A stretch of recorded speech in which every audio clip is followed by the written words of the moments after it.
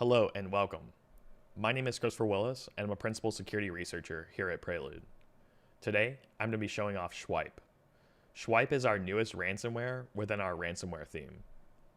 So let's get started. So SCwipe is a macOS specific ransomware that's designed and developed within the Swift programming language, and it works on both x86 and ARM Macs. So if we go to our Operate tab and we click on the SCwipe adversary and hit Edit, we can see that there's only one TTP here. So we'll load our TTP. So we have two variants of our TTP here. We have a safe version and we also have a destructive one, but we label both as destructive. So what this will do is the SCwipe payload will use a redirector, which I'll get into in just a minute, and it will upload files to the redirector, and then will copy the file names and then replace it with a ransomware note on each individual file. If you use the safe variant, which is the default variant, it will keep the files on the local disk and then also just create a copy of that file and then label it as a .safe file and then use that as the ransomware. If you use the destructive version, it will delete the files from the local disk, upload them to the redirector, and then will replace each individual file that was uploaded as the ransomware note. So within these two variants, you'll also notice that we have a operator.callback. The operator.callback is a new fact that's used in operator 1.4. If you're on operator 1.3, you'll need to manually change this. So as you can see in my base here, I have manually changed it to my local host. So everything I'm doing currently, you can also do as well. You can run this all locally, but it's so much easier to do it in a redirector. But you'll see that there's some differences between running it locally and running it within the redirector. So to get your redirector working,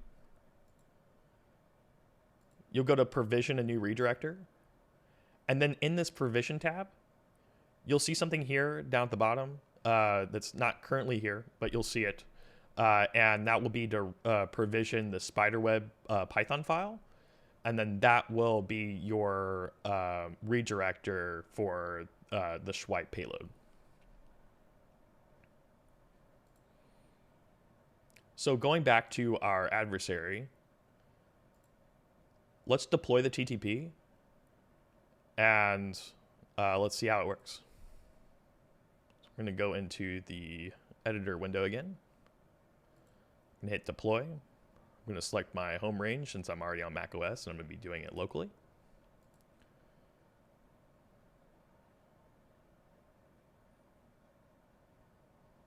So what this is doing is it actually hitting the spiderweb Python file that I'm running locally, and then finds the files within the, in this case, we've selected to use the downloads folder, and then we'll replace those files. So it looks like everything worked here. Let's go into our Finder. I'm already in the downloads folder. So you'll notice something that's pretty interesting as well. So what we've done is we haven't touched anything on subdirectories.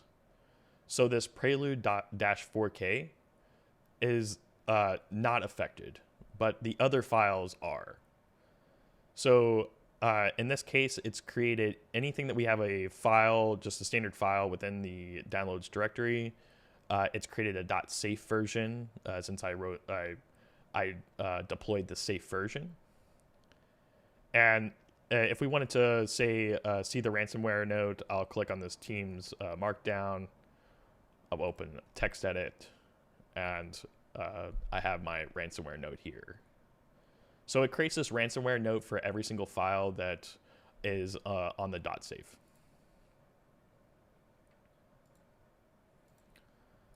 So that's a little bit about Swipe. We hope that you enjoyed this, and we have one more ransomware adversary still to go, and that will be released next week. So take a look out for that. And with that, Prelude out.